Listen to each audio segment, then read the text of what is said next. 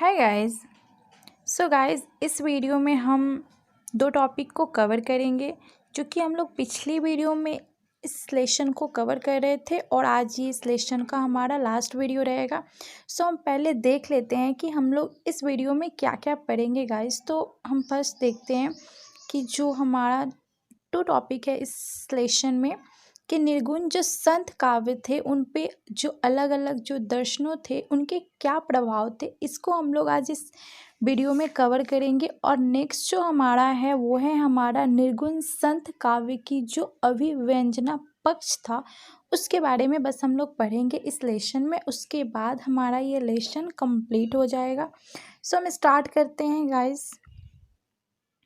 Okay, so first हमारा जो दिया हुआ है कि जो निर्गुण जो संत काव्य थे तो उन पे दर्शनों का प्रभाव क्या था। तो सूफियों के प्रेम दर्शन का प्रभाव फर्स्ट बताया गया है। तो ये जो सूफी थे ना, तो सूफी एक तरफ से क्या थे, ये भी एक मतलब संतों का ही रूप बोल सकते हो आप कि इन्होंने अधिकतर सूफी परंपरा को मतलब कि ये जो थे वो परमात्मा के स्वरूप को मानते थे, ठीक है, उसमें प्रेम के माध्यम से ही प्राप्त करते थे उनके हिसाब से। यानी कि जो सूफी कवि थे या जो भी थे ये प्रेम दर्शन को मानते थे, यानी कि अब भगवान को प्राप्त करने में प्रेम का मार्ग मानते थे, ठीक है। सूफियों के इस प्रेम दर्शन का प्रभाव संत कवियों पर भी पड़ा था, ठीक है। और ये सूफी जो थे ना, इनकी जो परंपरा थी यानी इनके जो रिवाज थे, इसका प्रभाव हमें संत कवियों पर भी देखने को मिलता है। इससे संत काव्य में प्रेम लक्षण रहस्यवाद को जन्म दिया और यही जो इनका जो ये जो परंपरा थी, इस चीज़ ने जो संत कवि थे उनके ऊपर एक प्रेम रहस्य को जन्म दिया, ठीक है। सूफियों से प्रभावित होते हुए भी संतों के प्रेम पद्धति भारतीय ही रही, अर्थात उन्होंने परमात्मा को प्रियतम माना। मतलब ये जो सूफी कवि थे ना, तो इनके हिसाब से ये अपने हिसाब से मतलब ईश्वर को अपना मतलब रूप के हिसाब से कहने का मतलब कि ये ईश्वर को प्रेम या प्रेमिका के रूप में मानते थे। कहने का मतलब कोई इनको अपनी प्रेमिका के रूप में मांगता था तो कोई इनको अपना एक साथी के रूप में आप बोल सकते हो। इस तरह से वो उनकी पूजा करते थे और इस तरह से वो अपनी भक्ति को दिखाते थे, ठीक है। तो ये चीज़ें हम लोग इसमें देखते हैं। जैसे कि यहाँ पर एक छोटा सा पॉइंट जो कविता का लाइन दिया हुआ है उसको अगर हम लोग देखते हैं, इसे कबीरदास जी ने लिखा है, ठीक है। तो उनके हिसाब से आप अगर देखोगे तो हमारा जो शरीर है वो क्या है, वो हमारा शरीर दीपक उन्होंने बताया है और हमारी आत्मा को उन्होंने बाती बताया है और हमारे शरीर में जो रक्त है उसको उन्होंने तेल के रूप में बताया है कि इन तीनों को अगर हम मतलब मिलाते हैं तो हमारे अंदर प्रकाश, कहने का मतलब जब दिया हम जलाते हैं तो हमें उसके अंदर क्या चाहिए, फर्स्ट हमें दिया चाहिए, सेकंड हमें उसका बाती चाहिए और थर्ड हमें तेल चाहिए, तब जाके प्रकाश निकलता है ना। तो उसी तरह हमारे शरीर में जो प्रकाश है उसे निकालने के लिए तीनों चीज़ें चाहिए और यही चीज़ें हमें प्रकाश उत्पन्न कराएगी और हम अपने ईश्वर के मुख को या फिर हम ईश्वर के सामने या फिर उनका हम दर्शन कर पाएंगे। इस तरह की भावनाएं या इस तरह के विचार सूफी जो कवि थे उन लोगों के था। तो इसका प्रभाव भी हमें निर्गुण संत काव्य पर देखने को मिलता है, ठीक है। और एक चीज़ आप इसमें पॉइंट आप नोट कर सकते हो, जैसे कि यहाँ पर नीचे में ये जो लाइन दिया हुआ है, जैसे कि परमात्मा, कहने का मतलब कि परमात्मा मतलब कुछ जो सूफी कवि थे वो ईश्वर को पति या पत्नी के रूप में मानते थे। जैसे कि हम मीराबाई का उदाहरण देखते हैं तो मीराबाई कृष्ण जी को क्या मानती थी, वो अपना पति के रूप में उन्हें मानती थी और उनकी पूजा करती थी, है ना। तो उसी तरह कुछ संत कवि भी थे, आप जैसे बोल सकते हो, या फिर संत थे, उन लोग भी मतलब अपने को ईश्वर को वो अपना प्रेमी के रूप में मानते थे, मतलब पति पत्नी का वो संबंध उनको बताते थे। और कुछ लोग उन्हें अपना दोस्त मानते थे, माता पिता, इस रूप में भी मतलब बहुत सारे लोग उनकी पूजा करते थे। तो ये भी एक रहस्य की बात है। कहने का मतलब कि अब जो जिस हिसाब से उनको मानता था उस हिसाब से उनको वह रूप में दर्शन देते थे, है ना। तो लोग अपने अपने हिसाब से उनकी पूजा करते थे और उन्हें लगता था कि ईश्वर का स्वरूप इसी तरह है। तो ये आप पे डिपेंड करता है कि आप किस तरह से किस रूप में ईश्वर की पूजा करते हो और उनका दर्शन पाते हो। तो इस तरह से जो सूफ़ी कवि थे उनकी भी विचारधारा या फिर उनकी भी मान्यता इस तरह थी, मतलब इस तरह की थी कि अगर हम ईश्वर की पूजा करेंगे इस तरह से तो मतलब हमें ईश्वर उसी रूप में दिखेंगे। तो बस वो अपने अपने हिसाब से अपने अपने रूप से उन्होंने ईश्वर की पूजा की। कोई उन्हें प्रेमी के रूप में मानता था तो कोई उन्हें प्रेमिका के रूप में, तो कोई उन्हें अपना सच्चा मित्र मानता था। तो इस तरह से लोग अपने अपने हिसाब से उनकी पूजा करते थे, ठीक है। अब हम नीचे देखते हैं जो हमारा अगला जो हमारा पॉइंट दिया हुआ है, जो कि है हमारा नाथों सिद्धों का क्या प्रभाव था, ठीक है। तो नाथों जो सिद्ध मतलब जो नाथ हम लोगों ने पिछले वीडियो में पढ़ा था कि नाथ जो सिद्धांत था, ठीक है, तो उसका भी प्रभाव जो था वह निर्गुण जो संत काव्य पर था काफ़ी पड़ा था, ठीक है। इसमें जो संत कवियों ने नाथों सिद्धों से ना केवल काव्य वस्तु बल्कि काव्यगत भी तत्व मतलब लिया था। मतलब इसकी भी परंपरा काफ़ी देखने को मिलती है हमें, जो संत काव्य थे उस पर। जैसे नाथों लोग की जो परंपराएं थी उससे भी इन लोगों ने बहुत कुछ लिया। जैसे यहाँ पर एक उदाहरण दिया है, आप देख सकते हो कि सहज सहज, यानी यहाँ पर बोलते हैं कबीरदास जी की सहज सहज, मतलब यहाँ पर एक कविता का लाइन दिया गया है कि सब कोई सहज सहज बोलता है ना। कहने का मतलब सहज कहने का मतलब क्या है कि आसान, है ना। आप इसको जिस रूप में बोलोगे उसी रूप में इसको दिखाई दिया जाता है। कहने का मतलब कि ये जो सहज होता है तो लोग अपने हिसाब से इसे सहज सहज कहते हैं, पर ये सहज है नहीं। कहने का मतलब आसान, कि लोग बोलते हैं कि ये चीज़ें आसान है, इसको हम कर सकते हैं, बट अगर आप करोगे ही नहीं तो वो चीज़ आसान होगी कैसे। जैसे कि यहाँ पर एक उदाहरण दिया गया है कि हर कोई सहज कहता है पर सहज कोई नहीं जानता।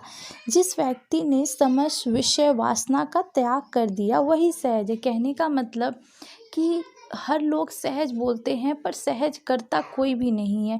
अगर सहज करना है तो उसके लिए हमें उस रूप में खुद को ढालना पड़ेगा, खुद को उस हिसाब से बनाना पड़ेगा। जैसे कि लोगों के अंदर जो वासना होती है, विषय होती है, जो संसार के जो मोह माया होती है, तो उन सब चीज़ों को अगर हम दूर जब तक नहीं करेंगे तो वो इंसान सहज नहीं हो सकता, क्योंकि उसके अंदर ये जो मनुष्य के जो गुण है, ये जो विकार रूप है, ये सब उसके अंदर अभी विद्यमान है, मतलब वो अभी भी पाया जाएगा तो वो सहज नहीं कहा जा सकता।